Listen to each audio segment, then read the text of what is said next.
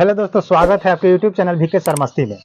आज जो हम बात करने जा रहे हैं एनओसी पर बात करने जा रहे हैं। एनओसी पेपर क्या होता है इसके बारे में सभी को जानकारी नहीं है और इन्हीं अब जानकारी के अभाव में सभी लोग केवल वंशावली के पीछे पड़े हुए हैं। वंशावली का सर्टिफिकेट तैयार करवा रहे हैं, बनवा रहे हैं और उसी में होड़ लगी हुई है, मतलब जाम लगा हुआ है कि कितना जल्द हो सके हम वंशावली बनवा लें और खतियान और दस्तावेज लेकर के दाखिल खरीद लेकर के अपना सर्वे करा ले। लेकिन मूल इंपॉर्टेंट बात को नहीं समझ रहे हैं कि ये बात जो एनओसी हम कह रहे हैं ये क्या है। इसके बिना आपका क्या हो सकता है, संपत्ति आगे चल करके और बंटवारा हो सकता है और टुकड़ों में विभाजित हो सकता है। फ्यूचर में, भविष्य में भी दिक्कत हो सकता है। अगर अभी चाहे तो अभी भी दिक्कत हो सकता है, क्लेम आ सकता है। सुप्रीम कोर्ट का आदेश है अगर एनओसी नहीं लगाते हैं तो। अगर चैनल पर नए होंगे तो चैनल को सब्सक्राइब कर लीजिएगा, कमेंट कीजिएगा, एक लाइक कीजिएगा। चलिए बात करते हैं कि एनओसी क्या है। तो जैसे आप लोग वंशावली बना रहे हैं तो अपने पुश्तैनी जमीन को बंटवारा करके अपने बाप दादाओं का, दादा से पिता का, पिता का बेटे से आप लोग वंशावली शेड्यूल बनवा रहे हैं। लेकिन उसमें एक काम गलती सब कोई कर रहे हैं कि अपने बहन बेटी फुआ को नाम दर्शा नहीं रहे हैं, क्योंकि जान रहे हैं कि इससे हमारा कोई दिक्कत नहीं होगा। लेकिन सुप्रीम कोर्ट का आदेश है कि इससे दिक्कत होगा।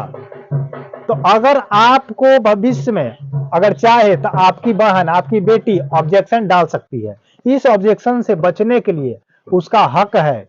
सुप्रीम कोर्ट ने आदेश दिया है कि जितना हक बेटा का है उतना ही हक बेटी का है। तो चाहे तो कभी भी आपसे जमीन ले सकती है। अगर 10 कट्ठा का प्लॉट है तो 5 कट्ठा उसका हो जाएगा और 5 कट्ठा में आप जितने भाई होंगे वैसे वैसे आपका बंटवारा हो जाएगा। तो इसलिए अगर इस चीज से अगर बचना है तो एनओसी पेपर आपको तैयार करना होगा। एनओसी के मतलब होता है no objection certificate. NOC, no objection certificate. अगर अपने बेटी बहन फुआ से राजी करा करके, राजी मंदी होकर के कि हाँ जी हमारे पिताजी के, हमारे भाई में कोई दौलत या धन में, संपत्ति में कोई हिस्सा ना चाहिए, हम ये नो ऑब्जेक्शन सर्टिफिकेट पर हस्ताक्षर कर रहे हैं, इससे हमको कोई लेना देना नहीं है। तो जब आप ये सर्टिफिकेट लगा देंगे, एनओसी पेपर लगा देंगे, तब जाकर के आपका पूर्ण रूप से क्लियर संपत्ति आपका होगा।